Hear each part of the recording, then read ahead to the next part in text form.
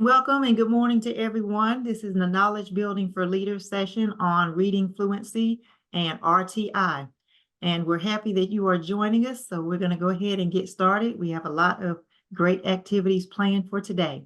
Okay, so before we get started, we want to kind of go over the Cox Campus Way and just make sure everybody understands and is understanding our core values. So we have 5 core values that we are driven by. So rewarding, we hope that the experience that you have is rewarding. Empowering, we're hoping that we are able to empower you and others in this work.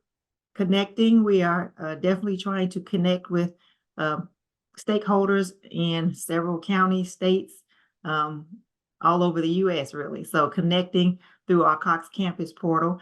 And then safe, making sure that everyone feels safe and welcome. And essential, making sure that solid research, essential information is being transmitted through our Cox Campus Way. So just to remind everyone of our 5 core values moving forward. Thank you so much. If you are new to Cox Campus, please consider creating a membership today. If this is your first Knowledge Building Leader session, please know that there is pre-work required for these sessions. So to fully participate in this session, you will need to have completed both Fluency and the RTI course. So 2 courses for today, Fluency and RTI. If you have not completed both courses, please consider joining the next session because the pre-work for the next session is going to be reading comprehension. So the date for that session will be February the 29th. So if you need to get the pre-work done for that, it will be reading comprehension, and the date for the session will be February the 29th. All right, so we are your facilitators today. We have Amy Denty representing Godot.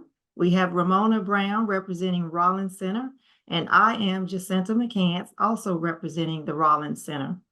In this session, you will build your knowledge of foundational literacy through our online free Cox Campus structured literacy courses to set the foundation for transformative change in your school or in your district. You will engage in reflective discussions with peer leaders that are facilitated by the Rollins team as well as the Godot team. We also have moderators who will be helping in the breakout rooms. So our moderators today are Caroline Lexon, Andina Oglesby, I hope I said that correctly, and Jamie Thomas. Caroline and Jamie from the Deal Center and Adina from Godot. So welcome everyone, and our moderators, welcome to you too as well. Okay, our icebreaker is going to be a little challenging this morning and waking you up with a little quiz. So the quiz is going to be a retrieval practice on fluency and RTI. You will have 3 questions on fluency and 3 questions on RTI that comes from the course. So we would like you to jot down your answers on a piece of paper, and then we're going to see who wins the most points of getting the answers correct. So in a few minutes, we will drop the link to the questions in the chat, and you will have 5 minutes to jot down the answers on a piece of paper.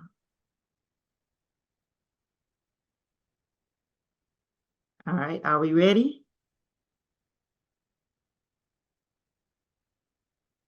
Hold on, I'm grabbing that link for you guys. Oh, okay.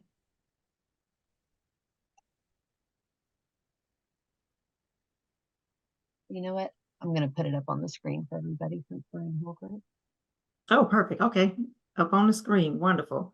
So these are the 6 questions. You may begin to write your answers on a piece of paper, and you have 5 minutes.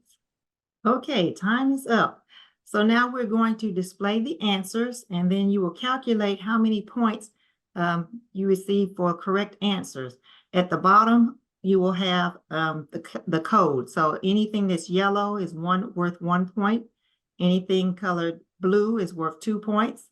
Anything colored red is 3 points. And then anything colored green is 4 points. So the first one to the left, what are the underlying skills that affect fluency? And the answer is underlying skills are decoding, sight vocabulary, reflection, RAN, syntax, and grammar, vocabulary, background knowledge, and reading comprehension. So that is worth 4 points. That one had a long answer, so that's why it was worth 4 points. That was a challenge. Going across to the blue, how do you assess fluency? And in blue, you can use an ORF, which measures rate and accuracy for automaticity. You can use benchmark assessments. You can use diagnostic assessments. You can use phonics assessments, words correct per minute, or NAEP, develop fluency measure for automaticity and expression and prosody. And you can just name 1 or 2 of those. You don't have to have all of them. All right, moving to the yellow, what is fluency?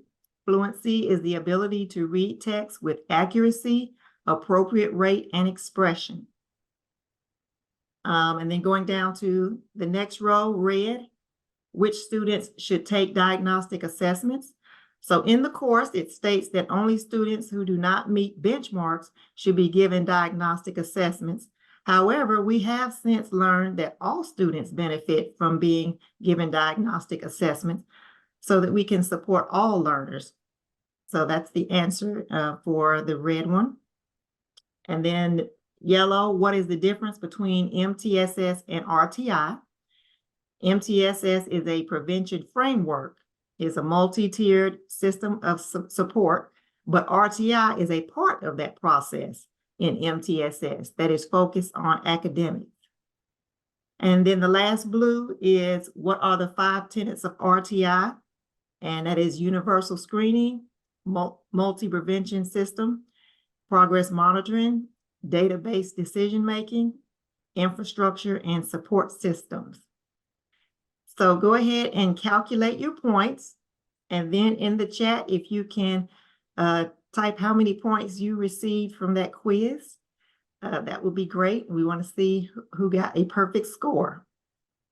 All right, I see 22. Okay, all right, 22. Oh, 22 is the magic number. Okay. I have a couple of people that got 22. Excellent, excellent. So hopefully this was a fun little way to just bring the concepts up to your memory from when you took the course. So when we jump in the breakout rooms, we have a solid foundation. Thank you everyone in the chat. I see numbers still popping up. 21, 22. So great job. I appreciate that.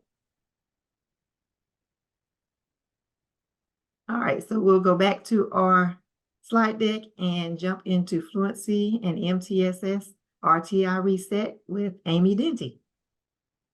And so y'all, just as a reminder of why we joined together, I'm so thrilled to see 127 people on this virtual PLC together today, because really we want to use this opportunity to learn together and to truly engage as a network of Georgia leaders who are leading the charge to ensure that the Georgia Early Literacy Act, House Bill 538, is implemented into classrooms, and not just that we're meeting the letter of the law, but also that we're meeting the spirit of the law, which is to ensure that all Georgia students have the opportunity to learn to read and learn to read well.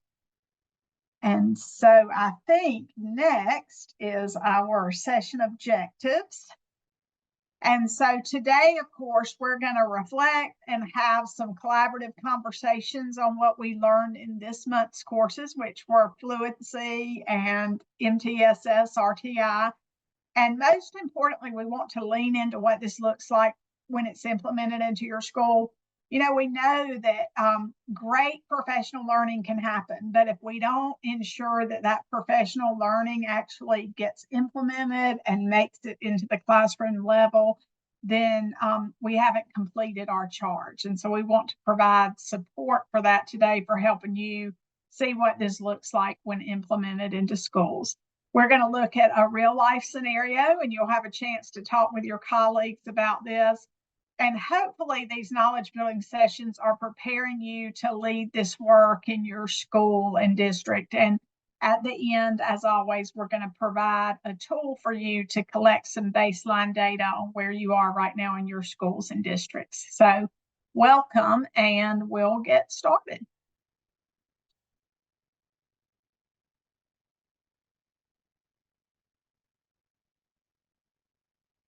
All right, once I unmute. All right, so we always want to begin with a look back by reflecting on what you learned in the course. So for our first breakout room, we will use an opportunity for you to share what you found interesting from the course, any connections to your experience, as well as any lingering questions. You will go to a breakout room for 10 minutes.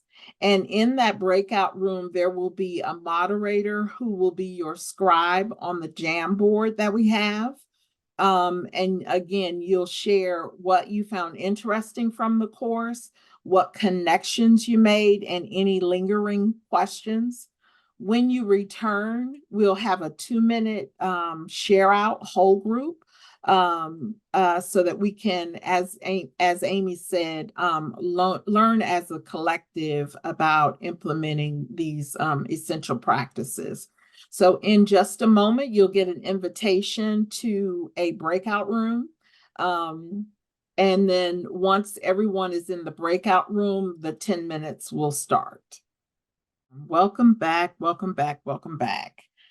So I would love for any of our moderators to lift some of the discussion in your room for the next 2 minutes. We'll kind of share out as a whole group.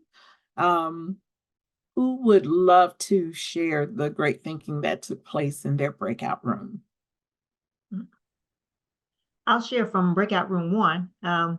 We had a great conversation about the connections of seeing the videos of teachers actually teaching and how you see the connection between the content and implementation. So great conversation there. We had one question though, which I put in the chat.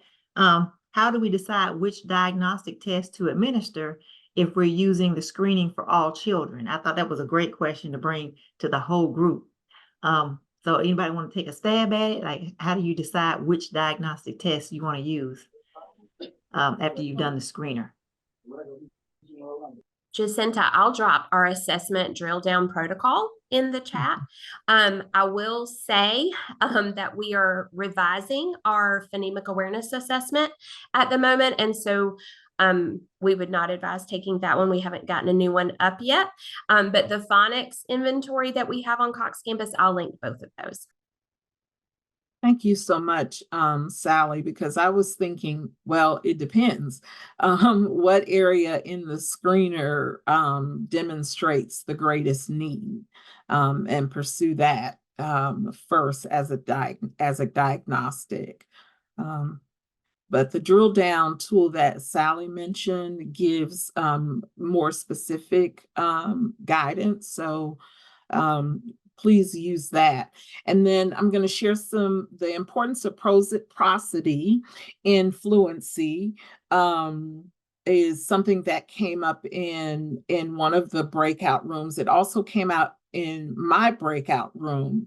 The fact that the oral reading fluency test, that is a component that is not tested there. And how it's important to listen to a reader to determine their expression, because it's a great predictor and a great indicator, shall I say, of whether or not they're actually comprehending the text. And then let's see, some questions from the room were, is the RTI teacher the same as the EIP teacher, or is it a differently funded position? Who does the RTI coordination in Crisp County? And so the county specific question, I think Sally has done some work with Crisp County. If she has that answer, that would be great. However, in terms of the naming, something that I've noticed across education is that it depends on where you are, how the label is used. So that can get tricky. So my very first point of reference would be to my district special education department, or even your org chart, to answer that question. And if you know who does the RTI coordination in Chris County, Sally, if you would just drop that in the chat, that would be great. Anisha says that her group would love to know what other districts are using to assess fluency. That is a great group question. If you would drop the name of your fluency assessment in the chat, that way we will have a running record, if you would. Hate to use that term, but that's really what it is, of what folks are using in different parts of the state. Corey says, not teaching rapid automatic naming, and the analogy of taking the car to the shop with the check engine light comes on, but not taking it to get the light fixed. It is an indicator of a deeper issue. Snap, snap, snap. Yes, the screener is that engine light that comes on, right? And then in order for them to determine what part is not functioning optimally, they do diagnostics. Same thing with the doctor. If I go in and my blood pressure numbers are kind of off, that's an indication for the doctor to dig a little deeper and find out what might be happening. Ooh, I love these comments. Love them, love them, love them.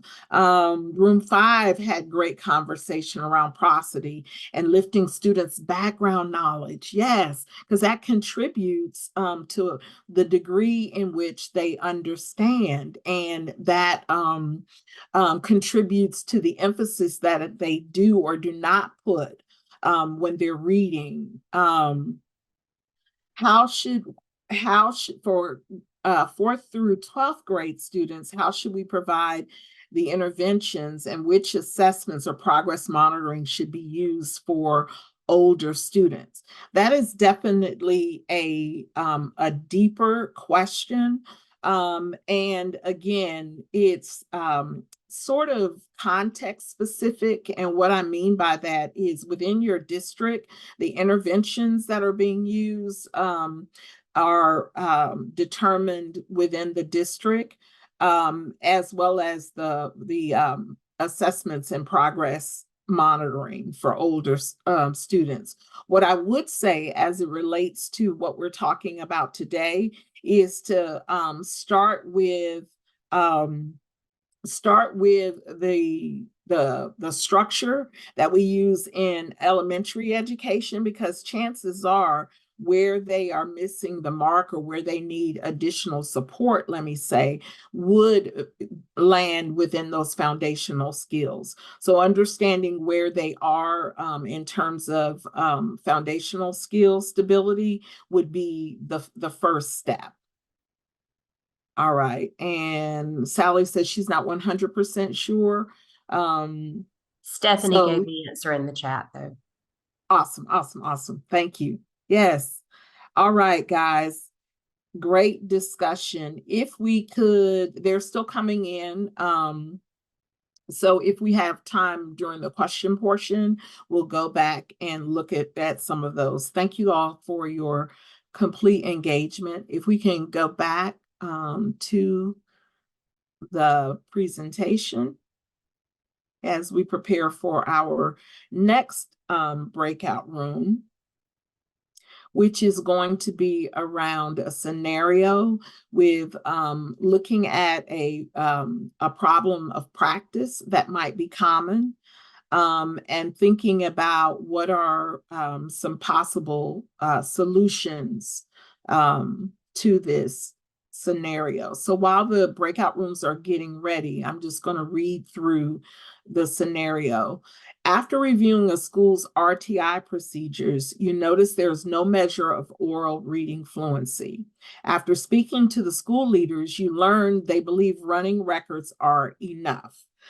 How might you convince the school leaders that or for the oral reading fluency assessment are an integral part of the assessment process, and running records are simply not sufficient or not enough? So as we prepare to go into our breakout rooms for another 10 minutes for a discussion where your moderator will scribe the answers on the Jamboard, be thinking about how would you speak to the lack of the oral reading fluency and the importance of it.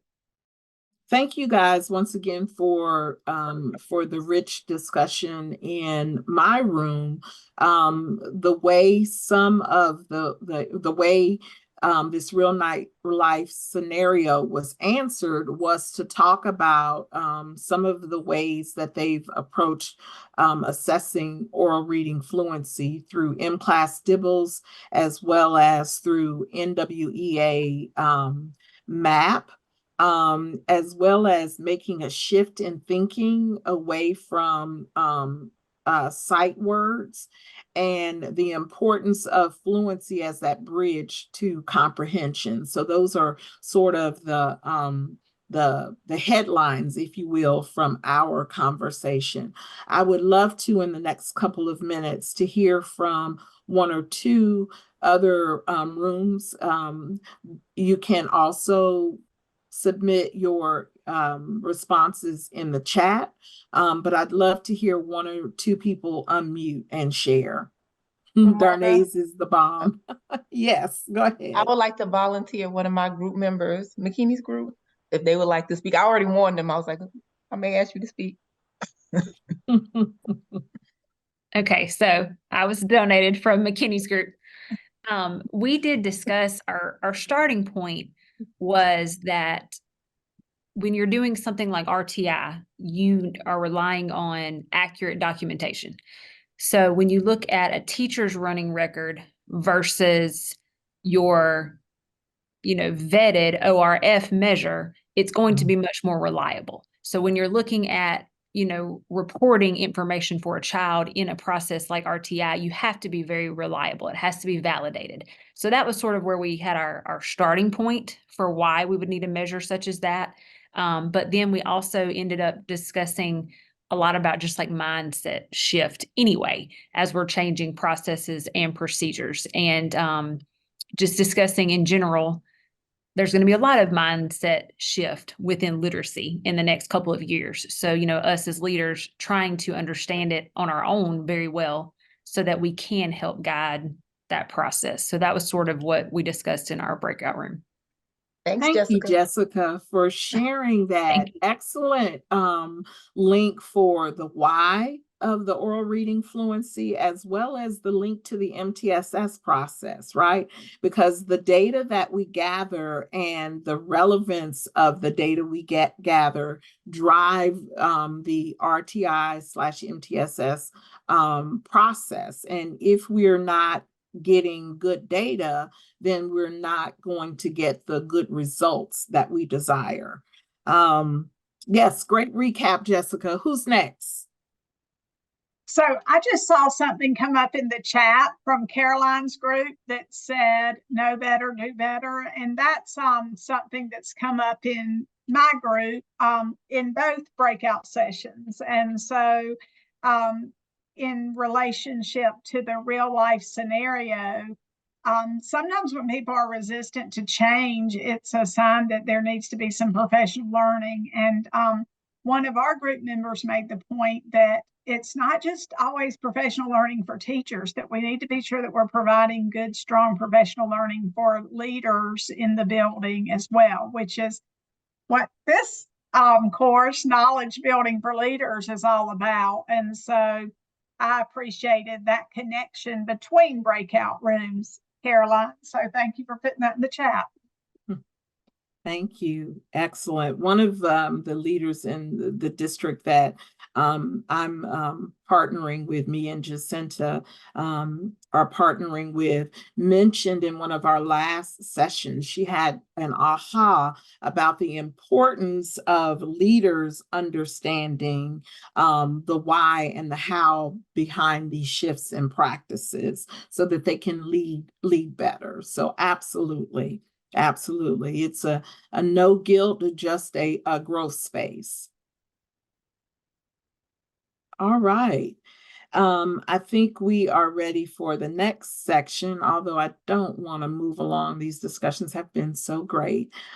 So we looked back in our reflection for the very first breakout room. Then we looked at possible problems of practice. And now we're going to be thinking about effective implementation, because knowledge without the process of implementation is just knowledge, right? So we want to think about, how has your implementation progressed over time? So thinking from the space of what we knew in the past and what you may have acquired prior to the course and in the course, how has your implementation progressed? Thinking about, how has an infrastructure been built to support sustained implementation? If you are in the building process, it's okay. Wherever you are is where you need to be. The importance is for us to simply move forward. How are we using data to communicate about and improve our work? How are we transitioning supports and building internal capacity?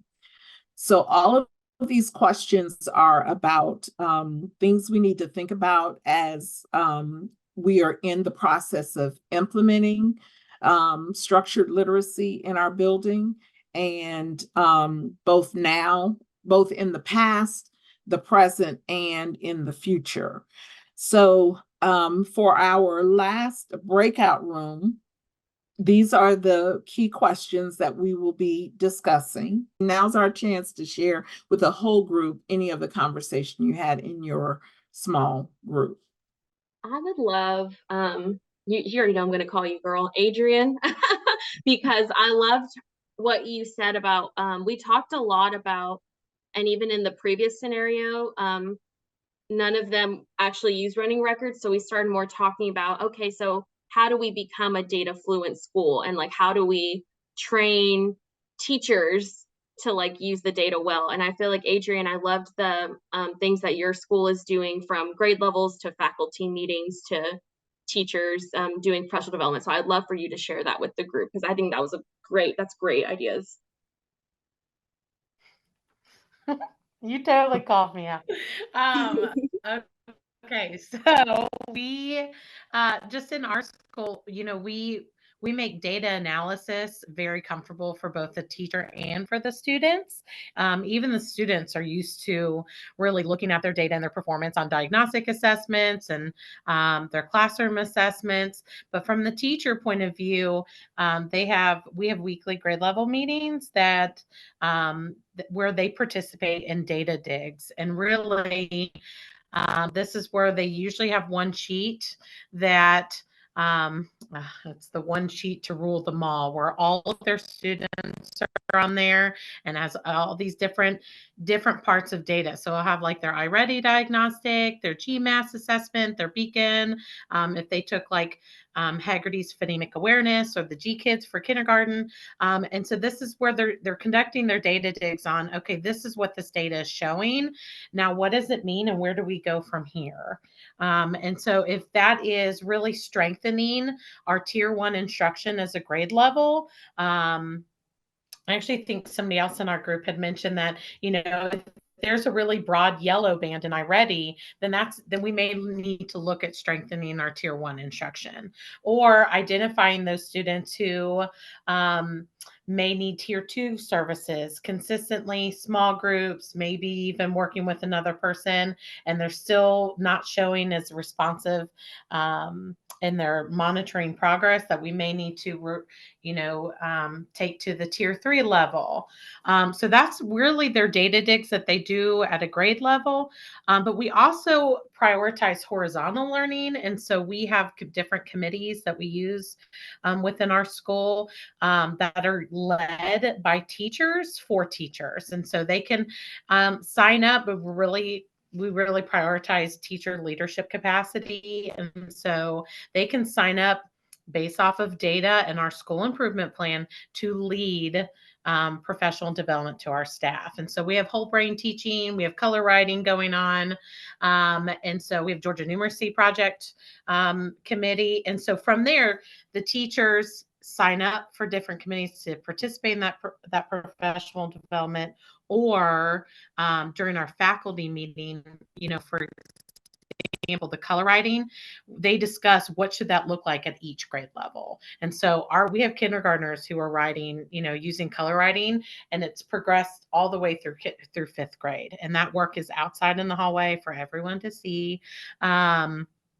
And see how really that looks at different levels. So that's just one way that we use data on both grade levels and as a school. Thank you for sharing, Adrian. Something that you mentioned made me think about the student data profile that we have on Cox campus, which is a great way to compile data on each individual student, so that you have an at a glance compilation of where that student is. And I also heard you emphasize professional learning, both grade level specific as well as vertical articulation. Excellent, thank you. All right, now we are moving on to our next section. I wish we had a little bit more to share on implementation, because that is going to be so key. However, I want to remind you that those Jamboards are accessible to you, and what was scribed in each one of the sessions, you can take a look at to glean more information from it. So this is all leading us to our call to action. We have a coaching tool for reading fluency. If members of our team can drop, somebody's unmuted.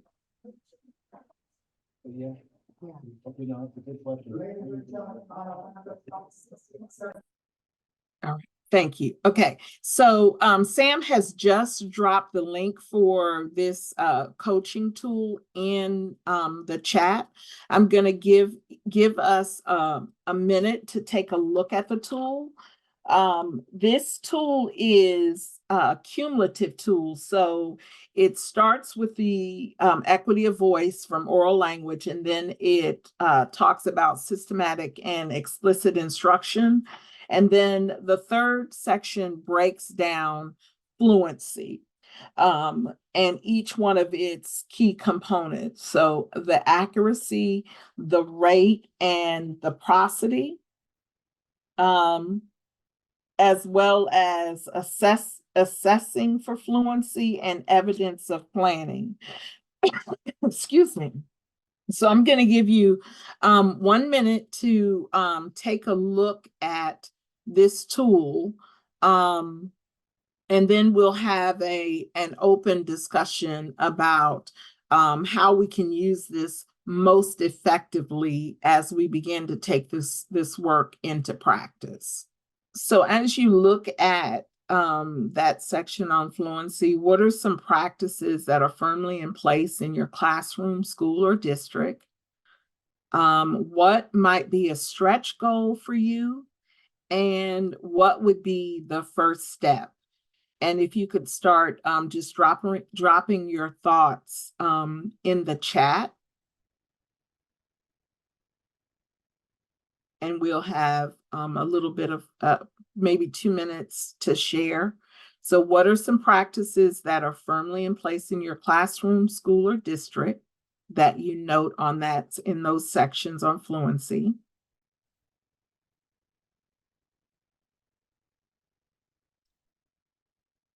what might be a stretch goal for you, and what would be the first step?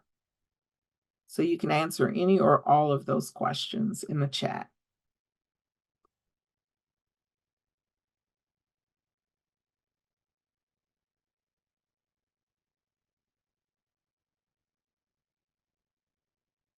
I see Karen says a starting point would be sharing the tool with grade level teams to use as a catalyst for conversation. And she said more, but it cut off. There should be calibration for all stakeholders that will use the tool to ensure understanding. Yes. Excellent. Keep them coming.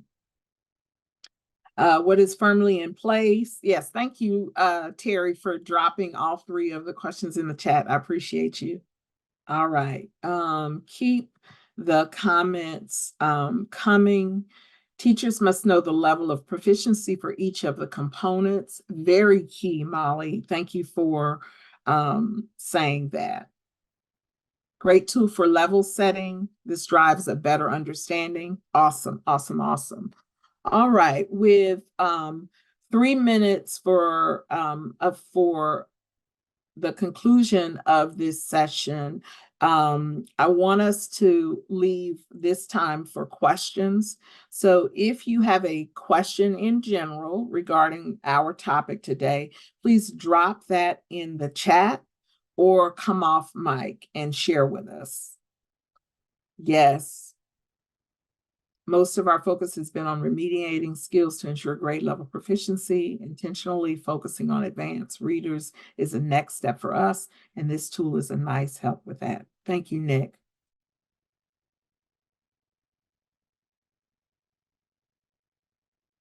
All right. Got about 1 more minute to pop a question in the chat or to come off mute and share. Ramona, while we're waiting for that, there was a question earlier that I thought might help if I addressed it with the whole group. So yes, thank you. Point of privilege, I'm going to steal about 20 seconds. So someone talked about that this knowledge building for leaders has been awesome, and that when will teachers have these opportunities? And so your teachers can already engage with this same content, either through Georgia Learns in the Georgia Literacy Academy or through Rollins Center Cox Campus. Either way is appropriate. We do have a course guide available through the Department of Education for accessing through Georgia Learns. And our real hope is that the leaders who are in these sessions will take these to be able to create the same types of professional learning communities around these modules in your own schools and districts. And we're happy to help support you with that work. And so feel free to reach out to me through email and we can have further conversations about that. Thank you, Amy. And I also thank you for reminding me also to go back up in the chat and see if there were questions that came in at the beginning that we did not have an opportunity to answer. So I'm going back up in the chat. I think one of those was regarding the course guide. Do we have a course guide to provide for this? Absolutely. Yes, we do. Let me drop To that access, in. yeah, and to access any of the course guides on Cox Campus, you can go to the resource library and search course guides, and then whichever course you need will pop up. They're not all in there, but they should all be in there ahead of each knowledge building session.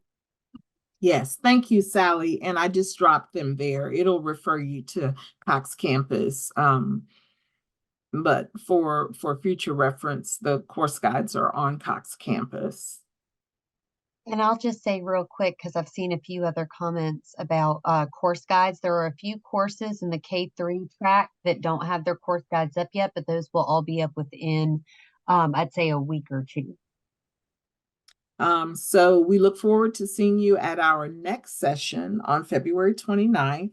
The course to complete prior to the 29th is reading comprehension. And once again, don't forget to like and share us on Facebook, Twitter, formerly now known as X, formerly known as Twitter, or join us on LinkedIn, all at Cox Campus. Thank you all for such rich conversation and for being the leaders in your space.